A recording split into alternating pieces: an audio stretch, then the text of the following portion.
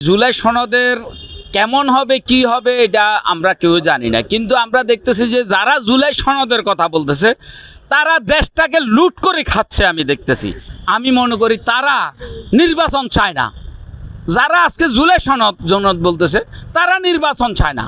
আপনাকে নির্বাচন দিতে হবে। যারা নির্বাচন চায় তাদের জুলাই সনদ দাবি করা মানায়, কিন্তু নির্বাচনের কথা বললে শেখ হাসিনা না নির্বাচনের কথা বললে ভয় পেত, এখন আজকে এরা নির্বাচনের কথা বললে ভয় পাচ্ছে। কারণটা কি?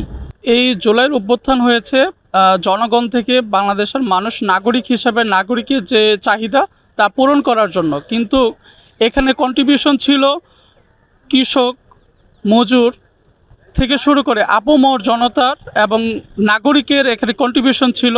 কিন্তু জুলাই সনদে সবচেয়ে দেখার বিষয় যে বিষয়টা, এখানে পিলখানা ইস্যু নিয়ে কোনো বক্তব্য নেই, এখানে শাপলা নিয়ে কোনো গঠনতান্ত্রিক কোনো আলোচনা নেই, এবং নাগরিকের যে সুবিধাগুলো দিবে সরকার এই বিষয়ে কোনো আলাপচারিতা নাই। এখানে শুধুমাত্র 24কে নিয়ে বলা হয়েছে। আসলে 24 তো আর আকাশ থেকে এমনিই পড়ে নাই। 24 গঠন করতে হলে 24 আসার পেছনে যাদেরকে ব্যবহার করা হয়েছে, যাদের রক্ত ঘাম শ্রম আছে, সকল মানুষের সকল নাগরিকের এই চিন্তা ভাবনাটা এই জুলাই সনদে রাখা উচিত।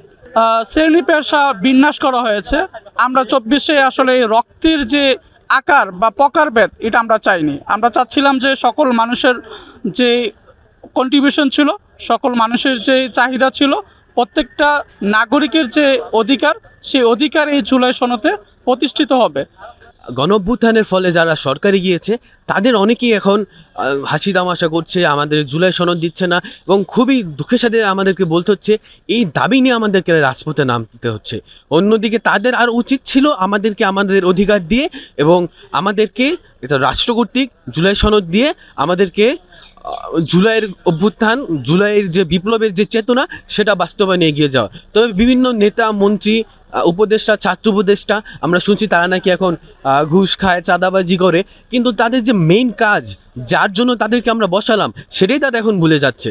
জনগণের প্রত্যাশা যেন এই সরকার পূরণ করতে পারে, আর যে সরকারই সামনে আসুক নির্বাচনের মাধ্যমে তারা যেন জনগণের প্রত্যাশাটা রাখতে পারে, সরকারের উপর যেন জনগণের বিশ্বাসটা আবার তারা ফেরত আনতে পারে। জুলাই সনদ যেটা, এটা তো সব এনসিপির মন মতো করতে চাচ্ছে আর জামাতের মন মতো করতে চাচ্ছে।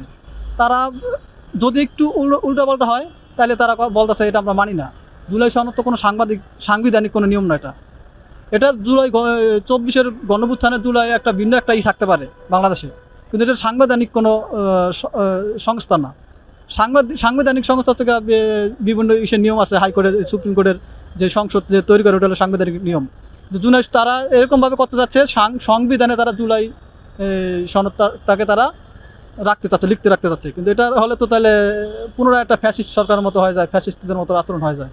বাংলাদেশের অস্তিত্ব রক্ষার জন্য, মানুষের স্বার্থ রক্ষার জন্য জুলাই অভ্যুত্থান প্রয়োজন ছিল। আর জুলাই অভ্যুত্থানকে ধারণ এবং সেই অভ্যুত্থানের যে চেতনা বা জনগণের যে আকাঙ্ক্ষা সেই অনুযায়ী রাষ্ট্র পরিচালনা করা কিংবা সেই চেতনাগুলোকে সার্বজনীন করে তোলা, সবার জন্য স্বীকৃতি স্বরূপ হিসেবে ধরে রাখার জন্য জুলাই সনদ প্রয়োজন। একটা নির্দিষ্ট পক্ষ, নির্দিষ্ট রাজনৈতিক দল বা স্পেসিফিক কতিপয় দল তারা তাদের মতো করে চাচ্ছে, কিন্তু আমাদের গণমানুষের পক্ষ থেকে আমরা গণমানুষের প্রতিনিধি হিসেবে জানাইতে চাই যে জুলাই সনদ হতে হবে সবার।